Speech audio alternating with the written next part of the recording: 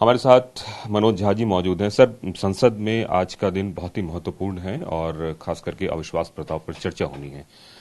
किस तरीके से आप लोग इस स्टोरी को देखिए, पहले तो कुछ चीजें क्लियर हो जाएं। अविश्वास प्रस्ताव मणिपुर पर प्रधानमंत्री जी की लगातार चुप्पी को तोड़ने के एक उपकरण के रूप में लाया गया।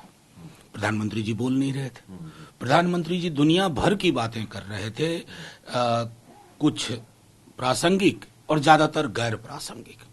ऐसे माहौल में जब मणिपुर को मलहम की जरूरत है, शांति और न्याय की जरूरत है, विपक्ष के लोगों के पास कोई ऑप्शन नहीं बचा बल्कि अविश्वास प्रस्ताव लाओ ताकि प्रधानमंत्री जी मणिपुर पर बोले।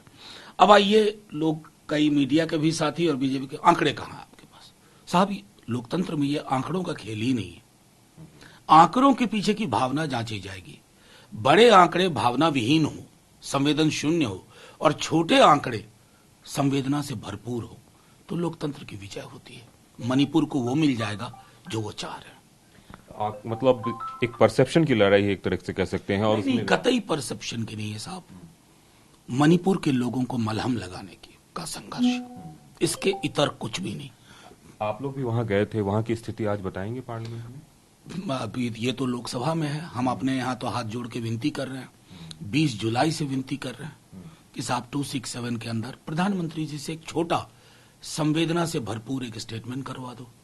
फिर हम बात करेंगे हर समुदाय के सरोकारों के बारे में, मणिपुर में जो कंप्लीट स्टेटलेसनेस है और केंद्र की सरकार भी फेलियर है, एक फोर्स दूसरे फोर्स से लड़ रही है, सब बातें कहेंगे। मतलब अविश्वास प्रस्ताव के माध्यम से जनता यह जान पाएगी कि मणिपुर की स्थिति क्या है और प्रधानमंत्री से जनता जानती है।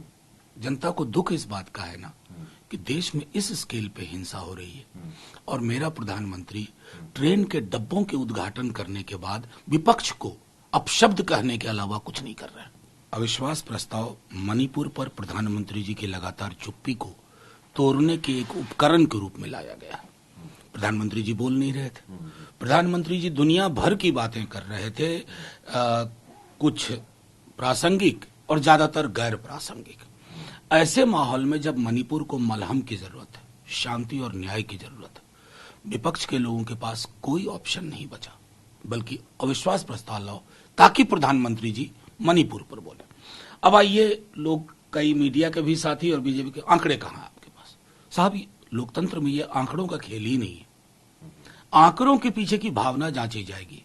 बड़े आंकड़े भावना विहीन हो, संवेदन शून्य हो और छोटे आंकड़े संवेदना से भरपूर हो तो लोकतंत्र की विजय होती है। मणिपुर को वो मिल जाएगा जो वो चाह रहे हैं। मतलब एक परसेप्शन की लड़ाई है, एक तरह से कह सकते हैं। और नहीं, कतई परसेप्शन की नहीं है साहब।